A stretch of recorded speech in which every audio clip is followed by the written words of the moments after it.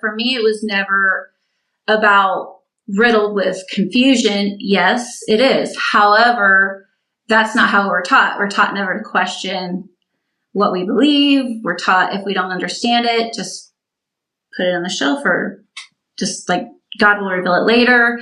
So you don't question it. So, and I didn't. It was very fearful for me to start questioning. I remember because I was married, I was given 30 days to leave my husband from family members that was advised from a certain individual that I shall not name, but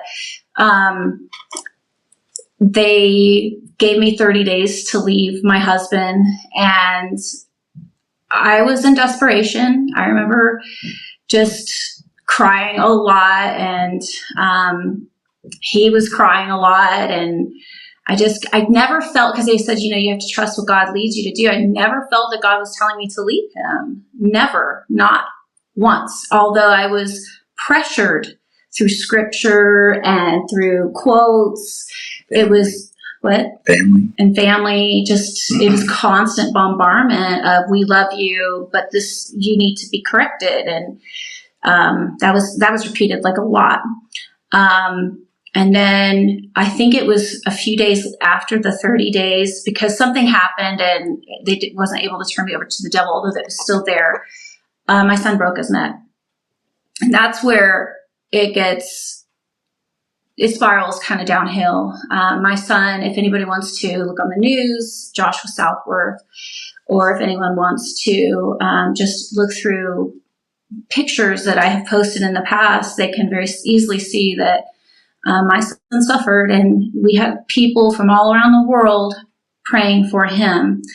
But 2 weeks into it, I was given an email from a family member on behalf of an individual, and it basically said that I was to be shunned, that my sins caused my son's accident, that God was not with me anymore, that he had on his own released me from the protection of the church, that it would come back to me from multiple people, from multiple sources, that other churches was warned of me to stay away from me, to shun me.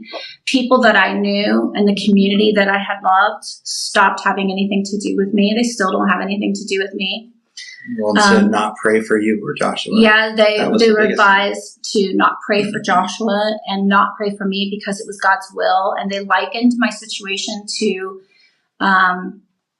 William Branham's life story.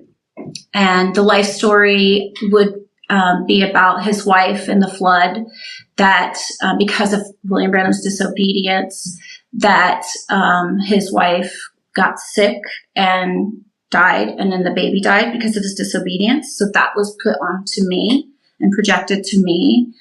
And I just remember it was hard enough being in the hospital in the ICU with my son fighting for his life. My son is C4, C5 quadriplegic. He, 4 days in, he had lost the battle of being able to breathe on his own, and they had to put him on a ventilator. My world had turned upside down very, very quickly. And then to believe, which I did at the time, that my son's accident was my fault, there are no words. You cannot explain that into words of the devastation a human being has to endure for that. And they told me that if I did not leave my husband, that my son will never, ever be healed. So this is the hard part. Even though my husband was the biggest support for me, the biggest support for me, I told him, Michael, you have to leave. You cannot be in the hospital with me. You need to go so my son has a chance to live. And he broke down crying and he said, I'm not leaving you, Faye. I'm not. He said, I will go sit in the parking lot. I will live in the parking lot if this gives you peace, but I am not leaving you. And my husband never left me, not once. And I don't know if that's in a test of love. I don't know what is. So I'm trying to keep my composure, so I apologize, but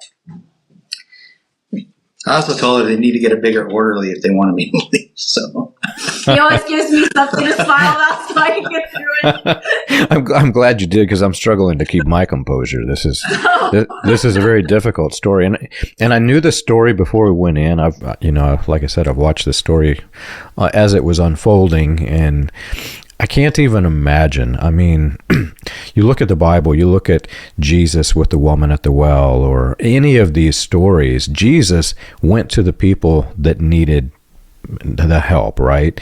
It wasn't that he was condemning. And this church pretends to preach Jesus, but whatever this thing is that they're calling Jesus, that's not the Jesus of the Bible. And to think that they're condemning the people who need them the most, the people that are the ones that they're condemning, I just have to say it angers me. One of the things that we always talked about is what happened to going after the one lost. The story about the lost sheep. What happened to, what's the story where you 990, whatever it is, it's the story of the one. You go after the lost. Yeah. If I am lost, why didn't they go after me? Why did they have to shun me during the worst time of my life? There was a lot of people that did not know of the shunning, and those are the ones that still remained praying for me. You know, I was thankful just for prayers of anybody, because I got to a point where I convinced myself that God did not hear my prayers. And even if I prayed, it would just go to the ceiling and fall down to the floor. In other words, there was nothing God heard. Well, and you feel hopeless. Yeah, but the hospital chaplain came down to console, counsel. I figured if he can't hear my prayers, I'll get a chaplain in there. So, and then she tells the story of the chaplain. He's like, he was so angry. He was speechless, and then he was like, I'm visibly so upset angry. over it. He goes, that's not God's love. He goes, these people what they're doing to you is wrong. He goes, God hears your prayers, because that's what she thought. And I didn't believe God it. God doesn't hear your prayers, and they can't tell, And I always, because I'm like, she's did this turning over this and 30 days that, and I'm like, well, you think God's over there going, hey, good catch, man. That one almost got by me, Thank goodness I got you guys looking out for my best interest, right? I'm like, does that really make sense to you? I mean, come on.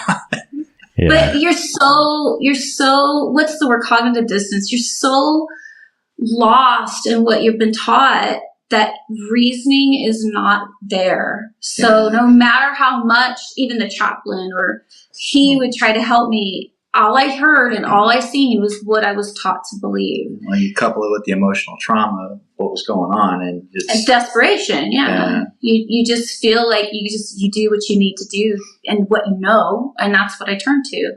And so moving forward, about half a year, we went through a lot, John. I won't even go into all that, but we went through a lot.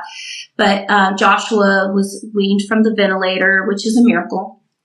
I had to live separate from my family because they had to ambulance fly Joshua to the University of Utah. So he was in the ICU for 33, 34 some days. And then I was in Reno apart from my family in the hospital. I never left his side, not once. For 3 months, my daughter and I would take turns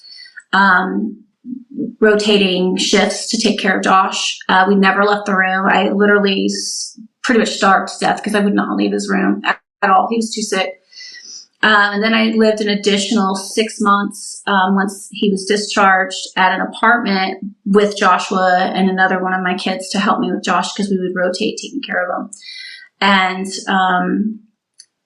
so I lived apart from my family for almost 8 months. That was all for therapy for him too. Yeah. He was going to therapy. And 3 months of acute inpatient care, and then another 6 months of outpatient care. So that's why they came out to Utah, and then I would come out and visit every 2 weeks as much as I could. In between work, bring the kids out for visit, give her a break from the hospital.